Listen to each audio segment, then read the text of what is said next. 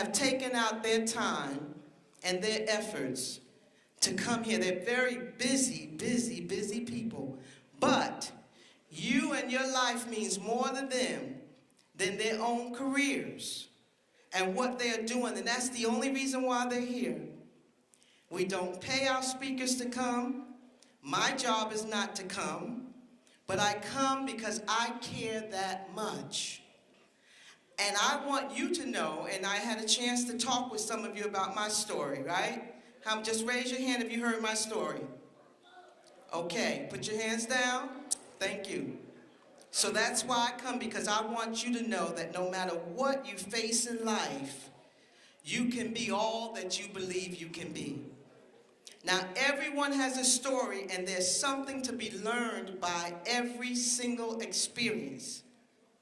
So whatever ability you have out there, whatever skill you have, whatever talent you have, don't lose it, use it.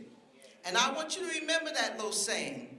When you're going through certain things or having certain issues, say to yourself, I will not lose it, I will use it. And as you go through life, I want you to remember the speakers that you've heard, especially during rough times, especially during challenging times. I want you to remember that if we could make it, you can make it also. Be what you have been created to be. Do your best. Be your best. And everything you do, do it with all your might. And guess what? You will be a success. Simple as that.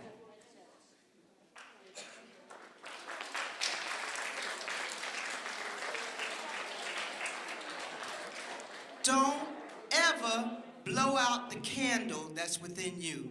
Now, today we have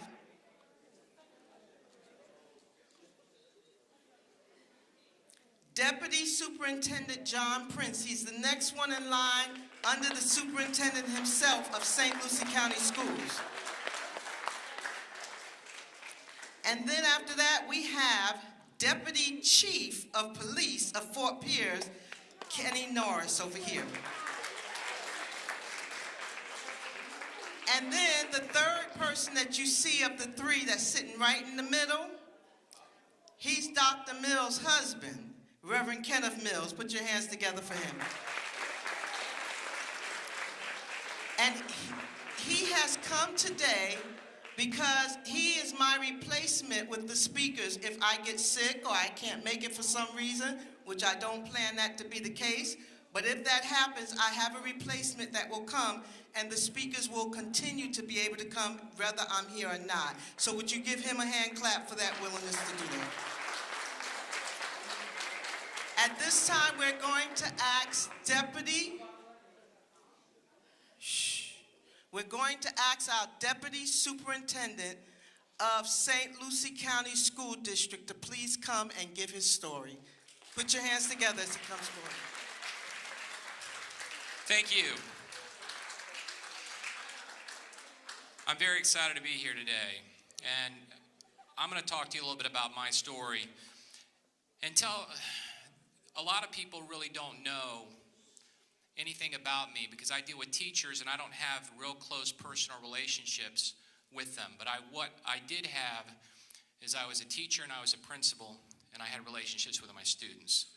And when I was a principal, I would have assemblies like this, and I would share with them some of the things that happened to me, because in a lot of ways, the students out there were a lot like what I went through. I want you to raise your hand if you plan on going to college.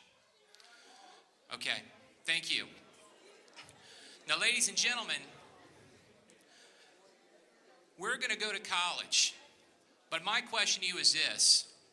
Has anybody ever told you that you can't go to college? Yeah. I'm going to tell you something, and I'm going to tell you something personally about my family. I had somebody that I loved dearly that was in my house that told me that going to college was a waste of time. That going to college was a waste of time because I needed to get a job. I needed to go out and earn money for our family. And this is someone who was supposed to love me. I'm going to ask you this question, okay? What is a failure? Because we're going to fail in life, and we're going to fail at jobs, and we're going to fail at relationships. But don't ever let somebody tell you that you're a failure. I want you to watch this for a minute. After being cut from his high school basketball team, he went home, locked himself in his room, and cried.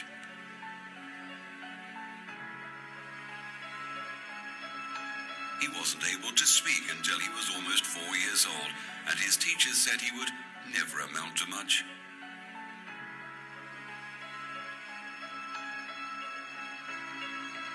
Was demoted from her job as a news anchor because she wasn't fit for television.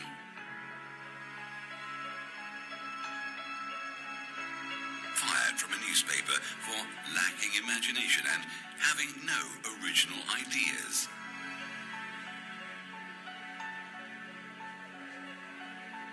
At age 11, he was cut from his team after being diagnosed with a growth hormone deficiency, which made him smaller in stature than most kids his age.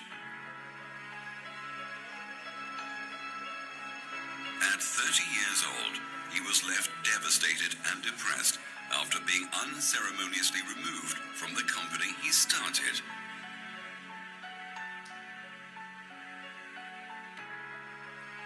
A high school dropout whose personal struggles with drugs and poverty culminated in an unsuccessful suicide attempt.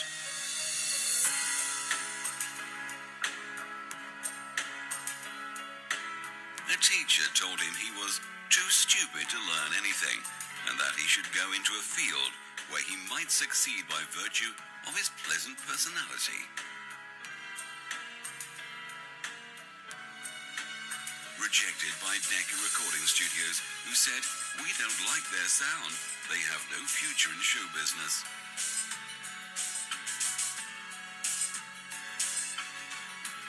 His first book was rejected by 27 publishers.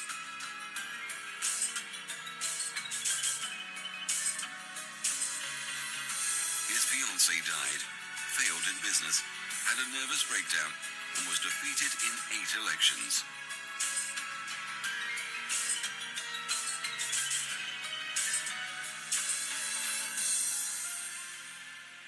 If you've never failed, you've never tried anything new. Okay. I want to start with my story. This is my family before I was born, and that is my father. My father died in October of 2002. He was a pillar of the community and a pastor, and he never told me he loved me until the day he died. True.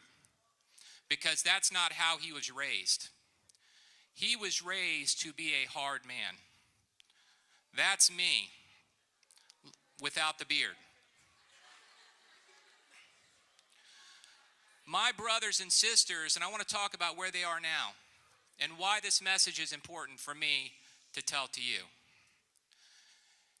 is that of all my siblings, I was the only one to go to college.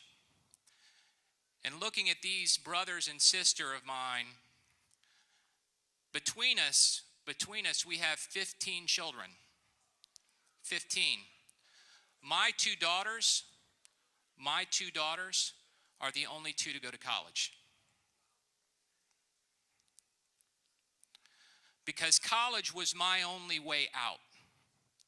College was my only way out because I rejected and I did not want to become what my family was, and I loved them dearly. But their value system was not to get educated and go to school and get a career.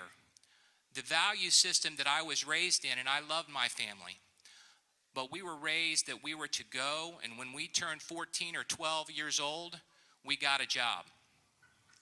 We got a job. And the bottom line to me, I wanted a career. I wanted a career. I did not want to be doing something that was not going to afford me the lifestyle that I wanted. And how did that come about? The bottom line is, I looked outside of my family, and the difference in my life was a teacher and somebody that said that they believed in me. And my way of giving back, now that was me a whole lot thinner and a lot better looking.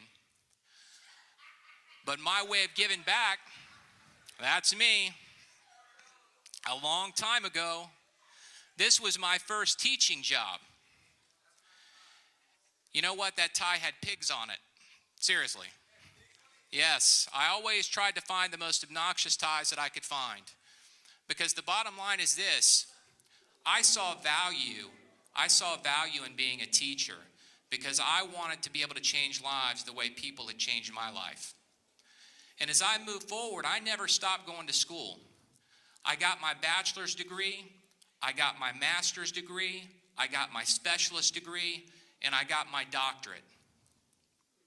And I left home, and after I left home, I can count on one time in the 10 years that I left home that I saw my father. And the bottom line was this: although I loved him, the day he died, when I went back to see him, was the only time he ever said he loved me. And also the only time he ever said he was proud of me. And that is very powerful to understand, because you don't need anybody but yourself to be successful. You don't need someone to tell you you can't do something. Because if you want to do it, you can set your mind to it. And I wanted to be a principal. And I went from teacher, this is an actual newspaper clipping, I became a principal of an elementary school. And then I wanted to go and work in places that people didn't want to work in. High schools that nobody wanted to work in. And my first high school, this was the headline: ready for the test.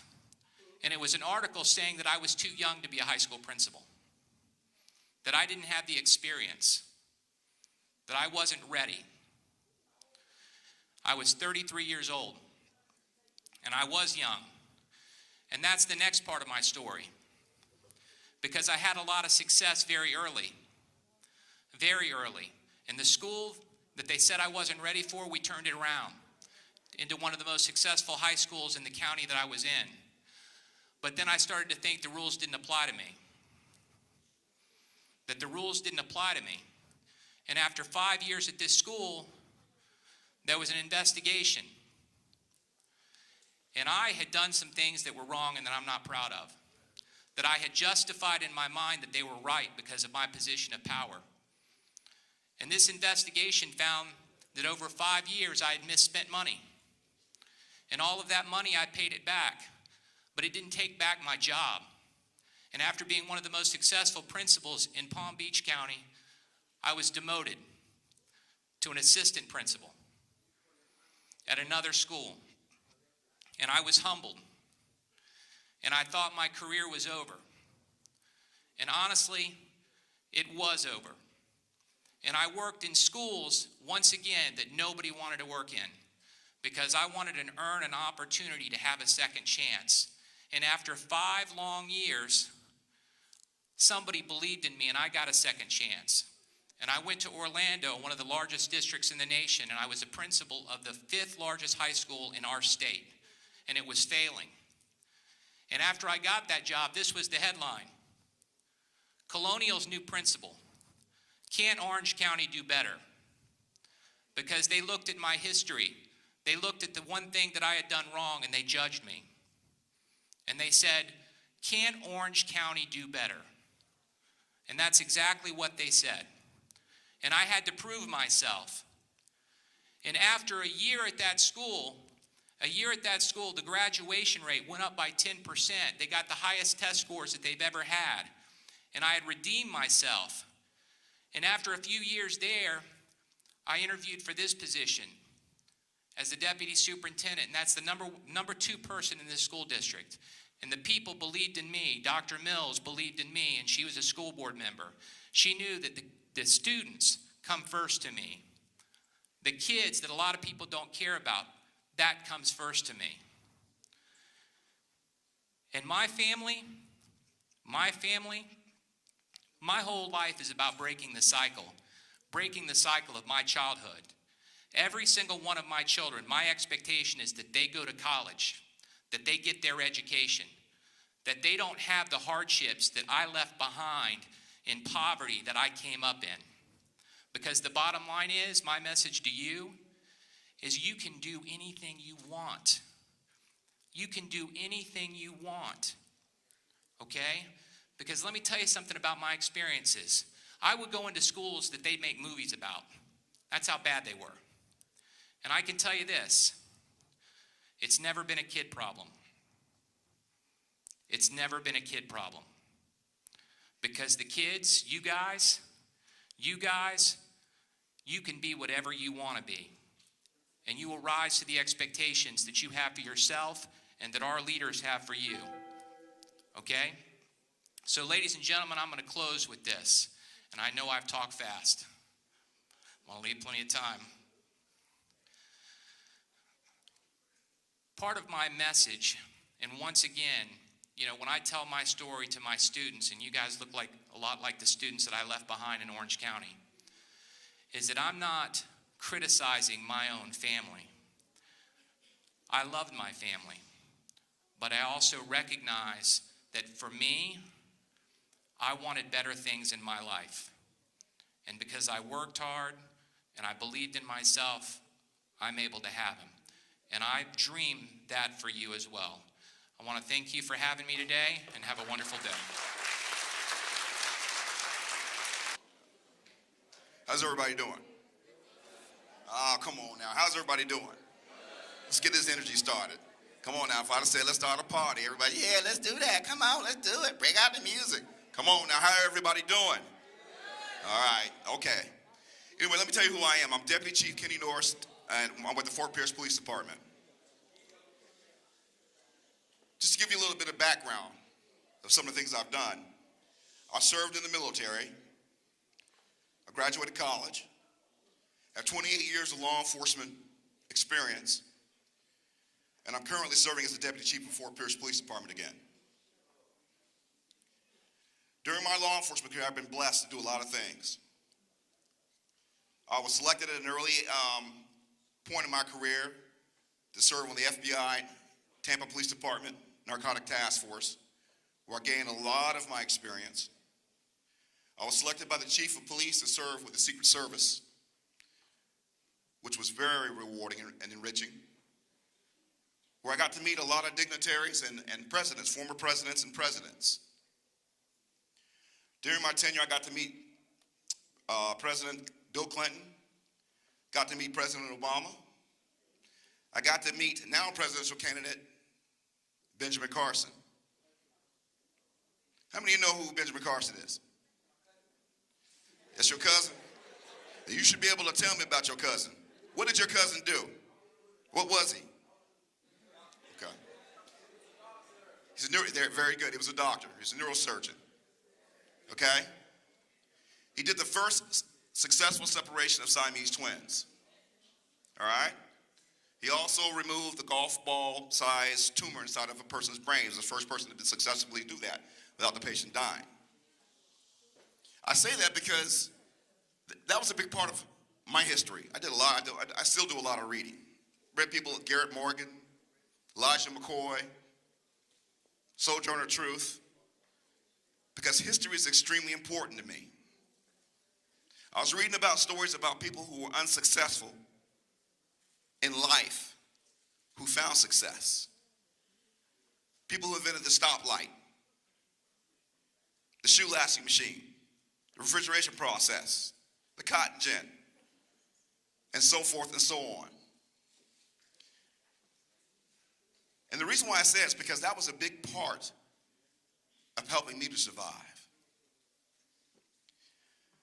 I'm going to tell you a little story about how I got started. When I was 14 and 15 years old, my mother and father divorced.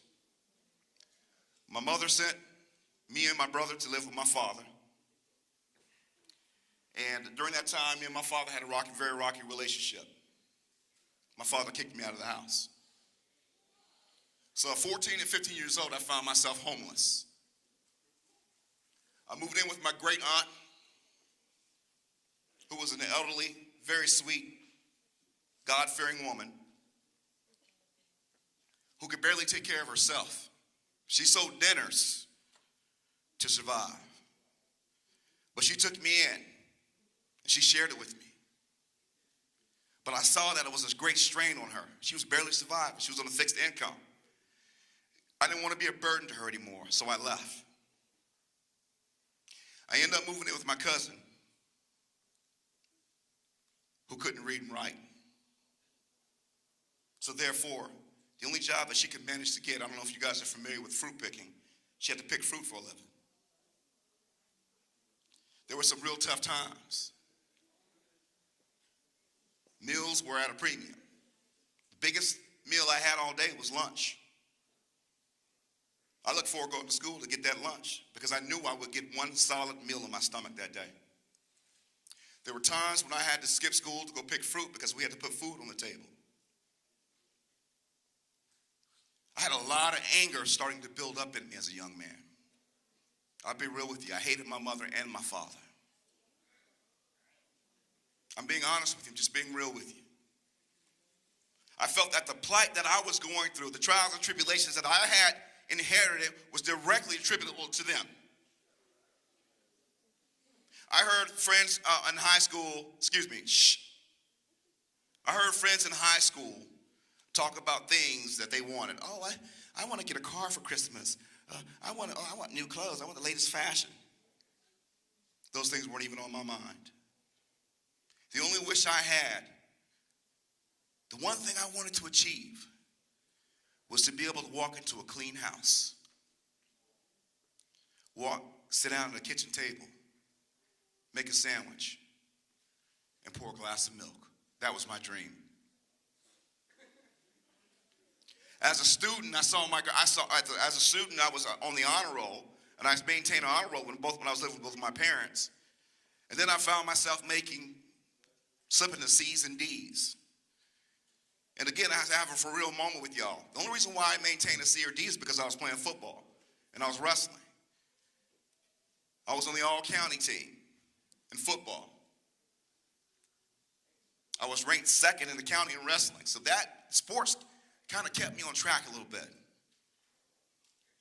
But still, no one knew the heck that I was going through at home because I was too embarrassed to reach out and ask for help or to ask or tell somebody what I was going through. Many a days when I had to skip school and go pick fruit and then go back to school the next day, I would fall asleep in class, and the teachers at that particular time, with this one particular teacher, she didn't care about what I was going through. She woke me up one time. She said, "Why are you sleeping in my class, Mr. Norris?" I said, "Because I was tired." And she looked at me, she said, "You know what?" She leaned over and whispered, "You're not going to amount to anything. You think because you're a big football player, you're going to really make it as a football star? You won't make it." And I say that to say this. That was the day that woke me up. Literally. This lady had already predicted my life to be nothing and me to go nowhere. She didn't know that I was half starving in her class and that I had to skip school to go pick fruit to put food on the table for me and my cousin. She didn't realize that. And I felt as though she didn't care. So that was the day I decided. I said, "You know what? I want to prove to everybody who said I couldn't make it that I would make it." I had another school teacher. I had a football game one time, and the teacher said, "You have to do a pop quiz before you travel to do this, Kenny. I need you to do this quiz." I read the book, did the quiz, made a B on it. He said, "You know, you had the highest grade in class to this particular quiz." He said, "Mr. Norris, I want to talk to you for a second." He said, "That's proven to me that you can do anything that you want to do, that you are a very intelligent young man." That particular moment in my life, again, inspired me. I knew I had nothing and nobody at that particular time to turn to. And I knew that all those people who said I was going to fail, that I was going to prove them wrong, that there was going to be a fire inside of me. So that fire kindled inside, and I said, "You know what, I'm going to prove them wrong." So from that day forward, I started focusing a little bit more on my school because I knew that was going to dictate how I ate, how I lived in the future. What you do in your classrooms now truly depend on how you're going to make it in the future. A lot of times when we give these teachers a lot of heck in our classrooms and not listen to them and get stubborn, and we act like they walk around and go, "Let me see who I'm going to make fail today." You guys, that's not what they do. Most of our teachers are committed to us, that we have successful lives, that we achieve our goals and our dreams. If we stop talking and listen, they're investing in our futures. See, every day I deal with people who I arrest who can't even read and write. I see some people on the street, on the corner, whatever, they talk to their homeboys, man, you can do this, man, don't worry about it, dog. You get out, you go to jail, you'll get out. Don't worry about it. We listen to music that turns us into thinking that gang banging and shooting somebody, that's all the craze, that's what we're supposed to do, that's cool and hip. It ain't hip. How many of you woke up this morning and said to yourselves, when I grow up, I think I want to go to prison for the rest of my life? Yeah, that's my goal. How many of you woke up and said it this morning? No, stop and listen to what I'm saying to you. How many of you woke up this morning saying, my goal is to live in somebody's prison for the rest of my life? None of us woke up and said that. See, when we're listening to these songs out here, and we're listening to some of these guys who stay in trouble, who gang banging, shooting, doing what they do, and they try to entice you, hey man, go over there and sling this a little bit, dog. Come on, man, make this money. Do what you got to do. But we don't take the time to realize, or we don't take the time to think and say to ourselves, what if I go to prison? What if I get locked up? What would my future be then? How would you feel with somebody walking by, a guard walking by every day, telling you when the lights are to be turned out? You're a grown man or grown woman. Or to line up and eat lunch like you're in the elementary school. These are the freedoms that I was not willing to gamble. These are some of the things that I saw some of my homeboys get shot, killed, locked up, go to prison, and I just didn't want that in my life. If I tell you it was easy, I wouldn't be telling you the truth. It was extremely hard. But if you stay the course, and if you believe in yourselves and start taking for granted the things that are afforded to you when you go to school, get that education. Because I told my son, I said, it's like a business. You're investing in your own personal business. Right now, you, as ninth graders, you're your own corporation. And whether you invest wisely or poorly, it depends on if your corporation is going to make it or you're going to be a failure. So I say to you, to everybody out there, from my own testimony, from my own life, there is nothing that you can't achieve. Nothing.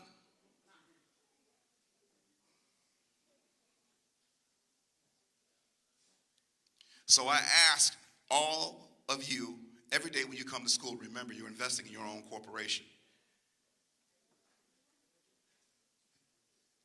It depends on you if you fail or succeed. So focus. Invest wisely.